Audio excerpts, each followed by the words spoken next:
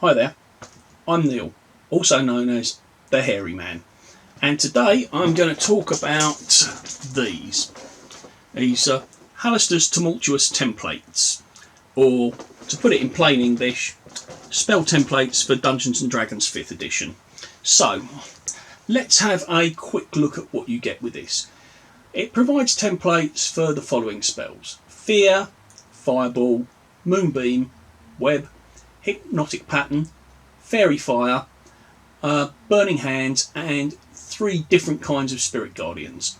But obviously they can stand in for spells of those dimensions. So we've got stuff that will fit for a 5 foot radius circle or column, 15-foot radius sphere or circle, a 20-foot radius sphere or circle, a 20-foot cube or square, 30-foot cube or square, a 15-foot cone, and a 30-foot cone. So let's look at them in rough size order. So we'll start out with Moonbeam. It's a 2nd level evocation spell. It's a good choice to include, as lots of players have got access to spells in this power range. Creates a 5-foot radius, 40-foot high cylinder, doing 2d10 and emitting a dim light source. It's a very nice sculpt, but like some of these templates, it could get in the way of other models on your battle map. So, Burning Hands, 1st level evocation spell, so another good choice. Lots of people have got access to it. It's a 15-foot cone, doing 3d6 and setting fire things. Now, I'm a big fan of the translucent plastic flame effects that they use for these, and they can look a lot better if you give them a quick dry brush or a wash. It really brings out the 3D effect. So, Fear, that's a 3rd level illusion that creates a 30-foot cone that causes fear on a failed wisdom save. It's fairly thin plastic, so it won't get in the way too much. The detail does get a little bit lost on the black plastic, but again, as with a lot of these templates, a light dry brush would really bring that detail out. So moving along to Fairy Fire. This one's a 20-foot cube, and it's produced in a clear green plastic, but the spell can be blue or violet according to the rules. And what it does is it outlines the creatures within that area of effect with a glowing light on a failed dexterity save. It sheds dim light and it reveals invisible creatures, which is really nice. So Web, it's another mainstay of the magic using community in D&D. 20-foot cube, and it restrains creatures on a failed dex save, makes the area difficult terrain, lightly obscures it, and it's another one that would benefit from having a dry brush to bring out the textures to really make it pop, because it's a clear translucent plastic, and to be fair, you could almost lose it in the clear plastic packaging that this comes in. And so moving along to the next one, which is Hypnotic Pattern, which is 30-foot cube, and it charms creatures within it on a failed wisdom save, and it reduces their movement to 0. And again, because it's just one colour, it would benefit from having a dry brush to really bring those textures out. So we come on to what you get the most of in this box, which is Spirit Guardians. Now, I think this is a newish spell because I don't remember it in earlier editions of D&D. He certainly not in 1st and 2nd edition, and not too sure about 3rd, didn't play a lot of 4th, but certainly it's become a real mainstay, particularly if I'm playing clerics in 5th edition, because of the extended duration of it, and you can use it almost offensively by just moving the area of effect around with you, particularly if you've got lots of creatures that you're fighting. And again, it works really well as a good area denial spell. Now we get all 3 versions here: the Fey, the Angelic, and the Fiendish. And I'll expand on that later. But the sculpts are really nice, and again, the wash and dry brush combo on them will really make them pop. So get to the last one, the Big Daddy, if you will.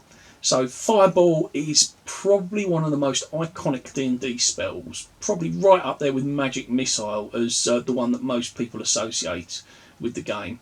So this is a 20-foot radius sphere doing a whopping 8d6, which is much more than in previous editions. and so again it comes in a nice flame effect.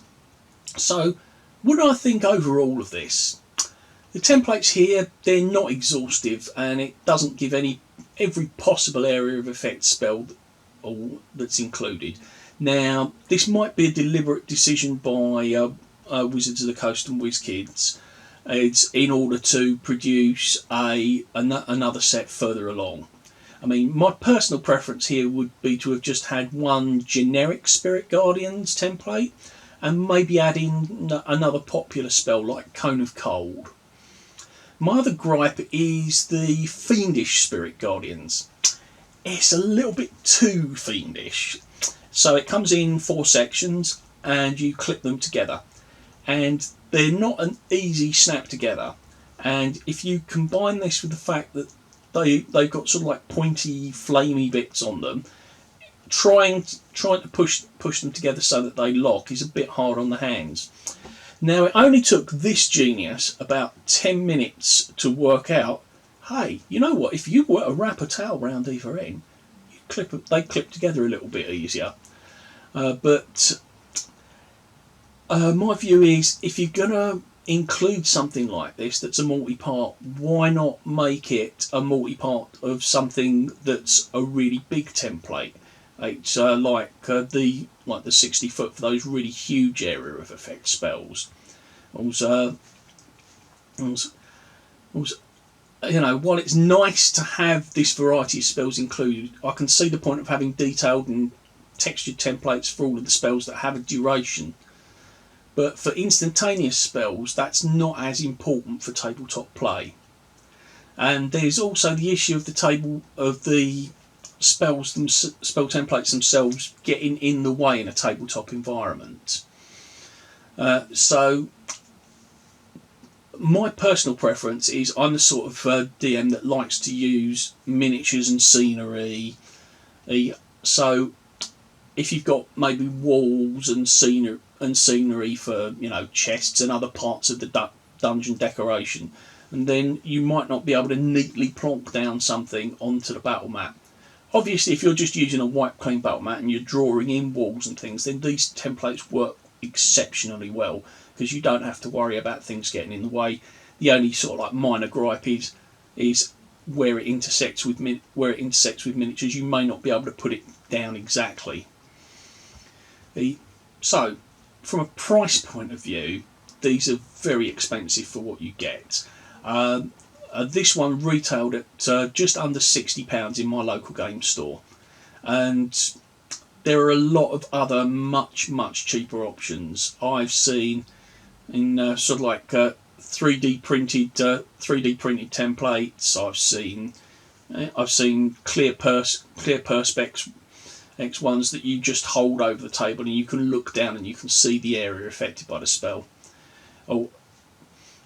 But in saying that, if you do like the 3D nature of these, and particularly if you can take a little bit of time to sort of improve the quality of these with a bit of a dry brush, a bit of a wash to bring out the texture, they really do look amazing.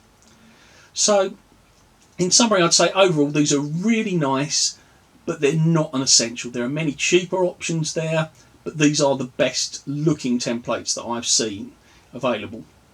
I do think the manufacturer missed an opportunity by not listing the other spells that these templates would also fit for. But again, if they plan to do another release in the future, then I could see why they might not do that, because that could harm the sales. But overall, it's like, look really good, but very expensive for what they are. So, thank you very much for watching. I hope to see you again. And so, you know, like, subscribe, all that good stuff. And hopefully I'll see you soon with another review or discussion about LARP or what have you. So thanks a lot, and I'll see you again.